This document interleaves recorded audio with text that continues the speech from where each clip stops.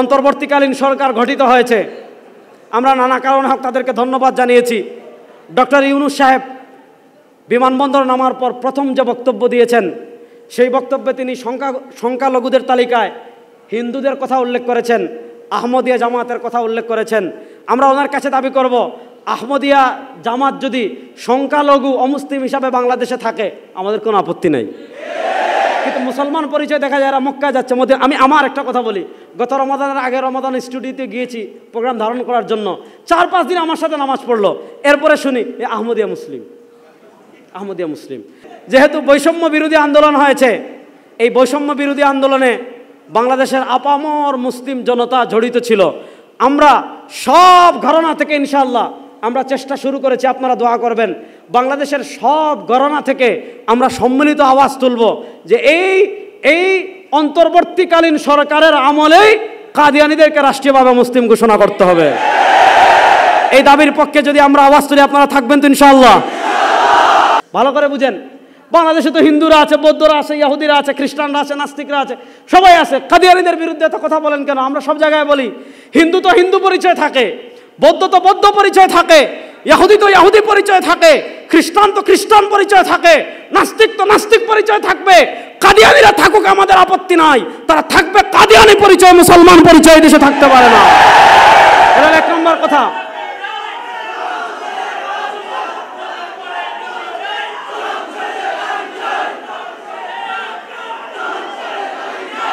আমাদের নবীর পরে আর কোন নবী বলেন না, আমাদের নবীর পরে আর কোন নবী।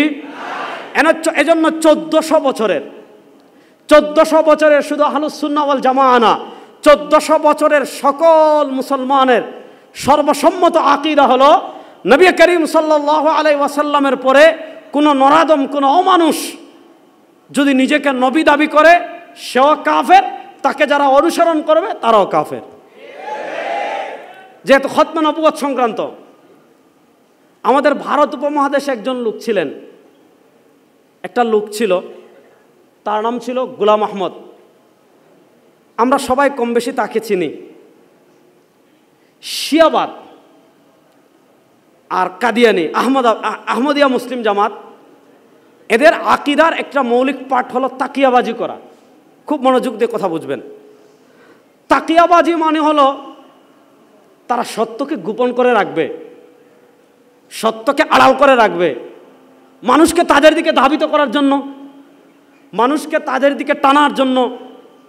আপনি কাদিয়ানীদেরকে জিজ্ঞেস করবেন মুহাম্মদ সাল্লামকে নবী মানেন কিনা, মাথা কোরআন শরীফ নিয়ে বলবে হ্যাঁ মানি। গোলাম আহমদ কাদিয়ানীকে নবী মানেন কিনা, মাথা কোরআন শরীফ নিয়ে বলবে না মানি না। এটা হলো তাদের তাকিয়াবাজির একটা অংশ। শুনেন, সারা দুনিয়ার যত মুসলমান আছেন, যত ঘরানার, সবার ঐক্যমতে কাদিয়ানীরা কাফের। কেন কাফের আমি কিছু ডকুমেন্টস আজকে আপনাদেরকে দেখাবো। কারণ কি, মডারেট ইসলামের একটা বড় মৌলিক সমস্যা হলো আমরা সব জায়গায় উদারতা দেখানোর চেষ্টা করি। ইসলামের জরুরিয়াতে দিন যেগুলো, ইসলামের অকাট্য বিধান যেগুলোকে অস্বীকার করলে, যেগুলোকে নিয়ে সন্দেহ করলে ঈমান চলে যায়, ওই সকল ক্ষেত্রেও দেখা যায় আমরা উদারতা প্রদর্শন করি। এই জন্য দেখা যায় আমরা যখন সারা বাংলাদেশে কথা প্রচার করি কাদিয়ানীরা কাফের, কাদিয়ানীরা কাফের, একদল তো বলতো মাশাল্লাহ, এখন তো তারা চলে গেছে। আমাদের কাঁঠাল রানী যিনি ছিলেন, হ্যাঁ, আমাদেরকে কাঁঠালের রেসিপি দিতেন, এটার রেসিপি দিতেন, ওইটার রেসিপি দিতেন। তো তিনি বলেছিলেন হুজুররা কাদিয়ানীরা কাফেররা মুসলমান না, এটা হুজুররা বলার কে? এটা তো আল্লাহ নির্ধারণ করবেন। তখন আমরা পাল্টা প্রশ্ন করেছিলাম, আচ্ছা কাদিয়ানীরা কাফের না মুসলমান, এটা অধিকার আল্লাহ নির্ধারণ করবেন, তাহলে বাংলাদেশে কে যুদ্ধ অপরাধী এটা নির্ধারণ করার আপনি কে? আল্লাহর উপর ছেড়ে দেন। বাংলাদেশে কে চোর, ডাকাত, বাটপার, লম্পট এটা নির্ধারণ করার আপনি কে? আল্লাহর উপর ছেড়ে দেন। তো তারা এই ধরনের কথাগুলো বলে। তো এই যে আহমদিয়া মুসলিম জামাত, আসলে তারা আহমদিয়া মুসলিম জামাত না, এটা হলো আহমদিয়া কাফের জামাত। এটা কখনো আহমদিয়া মুসলিম জামাত হতে পারে। আপনারা প্রথমে এই কথাটা মাথায় রাখবেন। আমাদের মুসলমানদের ভিতর তো রাসূলুল্লাহ সাল্লাল্লাহু আলাইহি ওয়াসাল্লাম ভবিষ্যৎবাণী করে গিয়েছেন, ওয়াসাতাফতারিকু উম্মতি আলা সালাসিন ওয়া সাবঈনা মিল্লাহ। এই উম্মাত ৭৩ দলে বিভক্ত হবে, এটা রাসূলুল্লাহ সাল্লাল্লাহু আলাইহি ওয়াসাল্লাম বিভক্ত করেছেন। এই ৭৩ দলের কাউকে নির্দিষ্ট করে তার আকীদায় কুফর না থাকলে তাকফির করা যায় না। কিন্তু এই গোলাম আহমদ কাদিয়ানীর যে জামাত, এটা ৭৩ ফিরকার কোনো ফিরকা নয়। ইসলাম যেমন একটা ধর্ম, হিন্দু যেমন একটা আলাদা ধর্ম, বৌদ্ধবাদ যেমন একটা আলাদা ধর্ম, ইহুদি যেমন আলাদা একটা ধর্ম, খ্রিস্টবাদ যেমন আলাদা একটা ধর্ম, কাদিয়ানিবাদ যেমন আলাদা একটা ধর্ম, ইসলামের সাথে এটার কোনো সম্পর্ক। কথা ভালো করে বুঝবেন।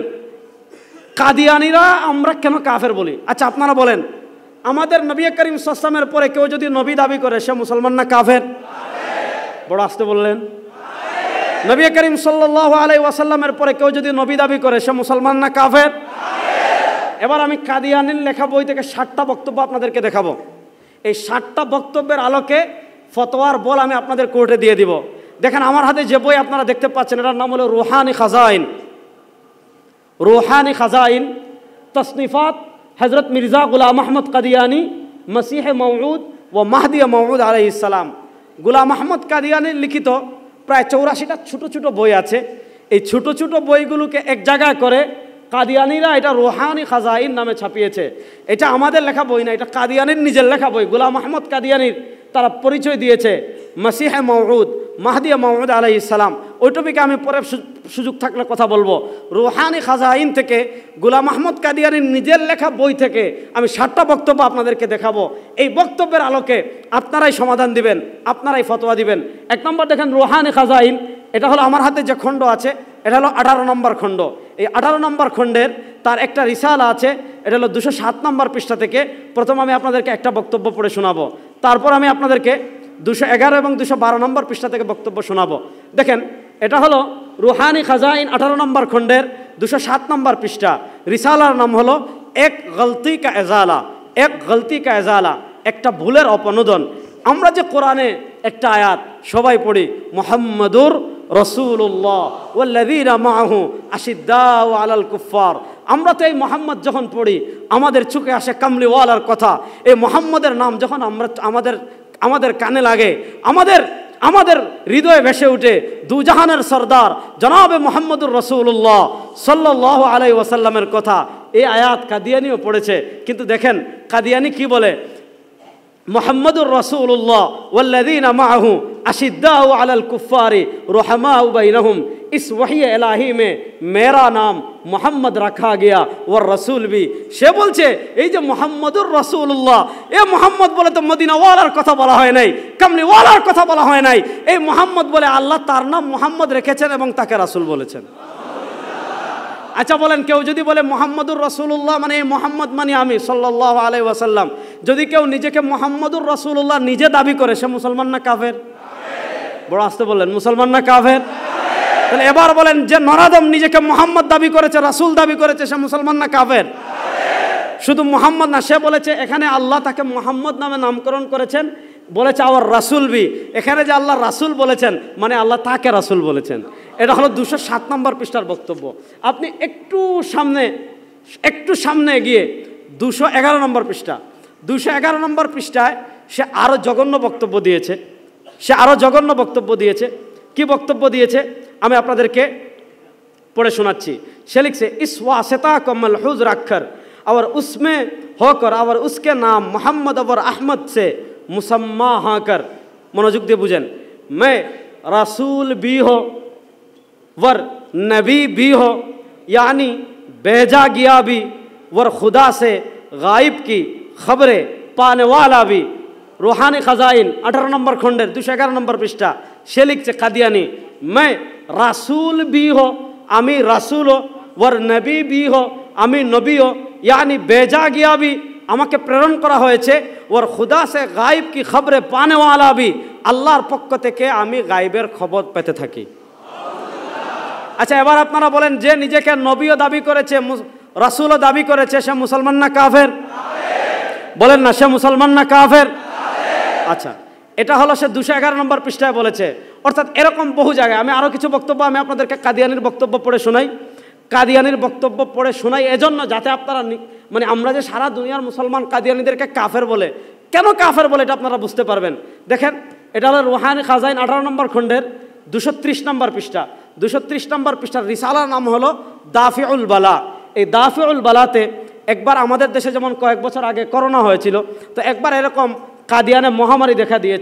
से बोलছে, खुदा ताला बहरहाल जब तक के ताउन दुनिया में रहे कि 70 बरस तक रहे कादियान को उस खौफनाक तबाही से महफूज रखेगा, क्योंकि ये उसके रसूल का तख्तगाह है और ये तमाम उम्मतों के लिए निशान है। अर्थात 70 বছরও যদি তাউন থাকে কাদিয়ানের কিচ্ছু হবে না। কেন? क्योंकि ये उसके रसूल का तख्तगाह है। কাদিয়ানে আল্লাহর রাসূল বসবাস করেন। আচ্ছা, আপনারা বলেন, পাঞ্জাবের গুরুদাসপুরের কাদিয়ান, মক্কায় রাসূলুল্লাহ সাল্লাল্লাহু আলাইহি ওয়াসাল্লাম জন্মগ্রহণ করেছেন, মদিনায় তিনি ইন্তেকাল করেছেন। আর আমাদের নবী করিম সাল্লাল্লাহু আলাইহি ওয়াসাল্লামের পরে পাঞ্জাবের গুরুদাসপুরের কাদিয়ানে আল্লাহ কোনো রাসূল পাঠিয়েছেন? বড় আসতে বললেন। আল্লাহ কোনো নবী পাঠিয়েছেন? এবার বলেন, আমাদের নবী করিম সাল্লাল্লাহু আলাইহি ওয়াসাল্লামের পরে যে গোলাম আহমদ নিজেকে রাসূল দাবি করেছে, সে মুসলমান না কাফের? বড় আসতে বললেন, সে মুসলমান না কাফের? এবং এর চেয়ে আরো জঘন্য কথা দেখেন, এই পৃষ্ঠায় এই কথা বলেছে, এর পরের পৃষ্ঠায় সে বলছে যে শুনেন, फिर यही समझा जाएगा कि सच्चा खुदा वही खुदा है। আপনি যে খুদার উপাসনা করছেন, আপনি যে খুদার ইবাদত করছেন, গোলাম আহমদ কাদিয়ানি বলছে সে সত্য খুদা না। তাহলে সত্য খুদা কোনজন? সে বলছে सच्चा खुदा वही खुदा है। সত্য খুদা ওই খুদা जिसने कादियान में अपना रसूल भेजा। সে লিখেছে সত্য খুদা ওই খুদা যিনি কাদিয়ানে তার রাসূল প্রেরণ করেছেন। ও সিলেটের মুসলমান, ও আমার সিলেটের মুসলমান, আমি আপনাদের কাছে জানতে চাই, যে নরাদম এই কথা দাবি করেছে কাদিয়ানে আল্লাহ তাকে রাসূল বানিয়ে পাঠিয়েছেন, যে খবিস এই কথা দাবি করেছে কাদিয়ানে আল্লাহ তাকে রাসূল দাবি করেছেন, সে মুসলমান না কাফের? সে মুসলমান না কাফের? সে এমন জঘন্য কাফের, তাদেরকে যারা কাফের মানবে না তারাও কাফের।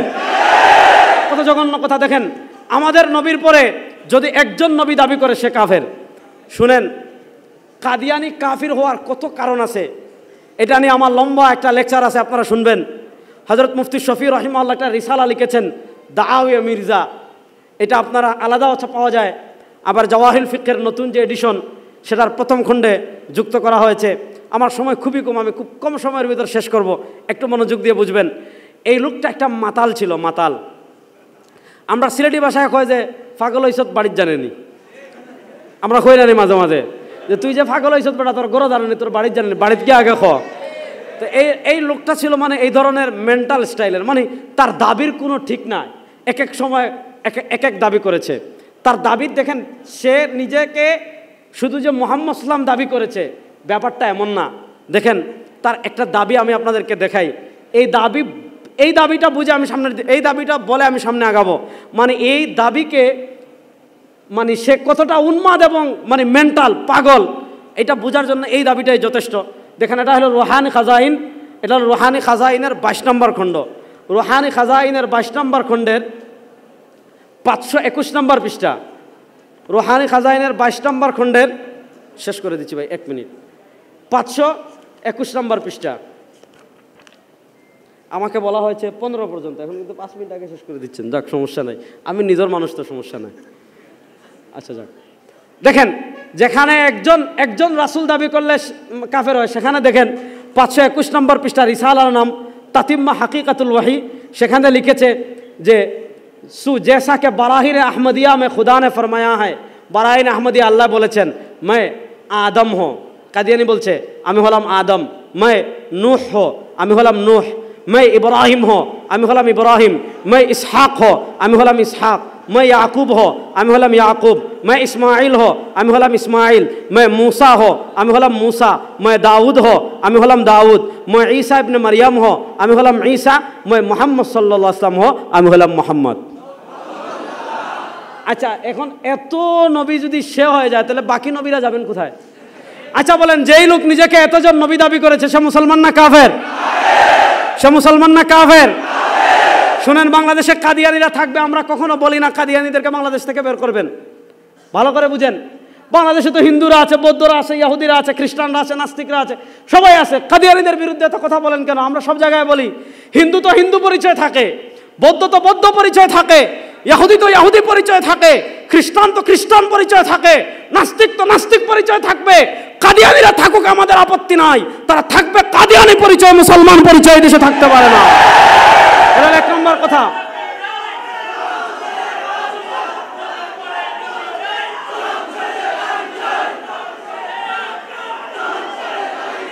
আমি শেষ একটা কথা বলে শেষ করবো ভাইয়া, সময় কম, শেষ একটা কথা বলে শেষ করব। আমাদের শেষ একটা কথা বলে শেষ করব। অন্তর্বর্তীকালীন সরকার গঠিত হয়েছে, আমরা নানা কারণে হোক তাদেরকে ধন্যবাদ জানিয়েছি। ডক্টর ইউনূস সাহেব বিমানবন্দর নামার পর প্রথম যে বক্তব্য দিয়েছেন, সেই বক্তব্যে তিনি সংখ্যালঘুদের তালিকায় হিন্দুদের কথা উল্লেখ করেছেন, আহমদিয়া জামাতের কথা উল্লেখ করেছেন। আমরা ওনার কাছে দাবি করব, আহমদিয়া জামাত যদি সংখ্যালঘু অমুসলিম হিসাবে বাংলাদেশে থাকে আমাদের কোনো আপত্তি নেই, কিন্তু মুসলমান পরিচয় দেখা যায় এরা মক্কায় যাচ্ছে। আমি আমার একটা কথা বলি, গত রমাদানের আগে রমাদান স্টুডিওতে গিয়েছি প্রোগ্রাম ধারণ করার জন্য, 4-5 দিন আমার সাথে নামাজ পড়লো, এরপরে শুনি এ আহমদিয়া মুসলিম। যেহেতু বৈষম্য বিরোধী আন্দোলন হয়েছে, এই বৈষম্য বিরোধী আন্দোলনে বাংলাদেশের আপামর মুসলিম জনতা জড়িত ছিল। আমরা সব ঘরানা থেকে ইনশাআল্লাহ আমরা চেষ্টা শুরু করেছি, আপনারা দোয়া করবেন। বাংলাদেশের সব ঘরানা থেকে আমরা সম্মিলিত আওয়াজ তুলব যে এই অন্তর্বর্তীকালীন সরকারের আমলেই কাদিয়ানীদেরকে রাষ্ট্রীয়ভাবে মুসলিম ঘোষণা করতে হবে। এই দাবির পক্ষে যদি আমরা আওয়াজ তুলি আপনারা থাকবেন তো ইনশাআল্লাহ। আল্লাহ রাব্বুল ইজ্জত ওয়াল জালাল নবীর ইজ্জতের হেফাজতে আমাদের সবাইকে কবুল করেন, সবাই বলেন আমিন। আমার আরও কিছু কথা ছিল, যেহেতু সময় কম এখানেই শেষ করলাম। সুবহানাকাল্লাহুম্মা বিহামদিকা আশহাদু আল্লা ইলাহা ইল্লা আনতা আস্তাগফিরুকা ওয়া আতুবু ইলাইক। ইন আসাবতু ফামিনাল্লাহি ওয়া ইন আখতাতু ফামিন্নী ওয়া মিনাশ শাইতান। আসসালামু আলাইকুম ওয়া রাহমাতুল্লাহি ওয়া বারাকাতুহু।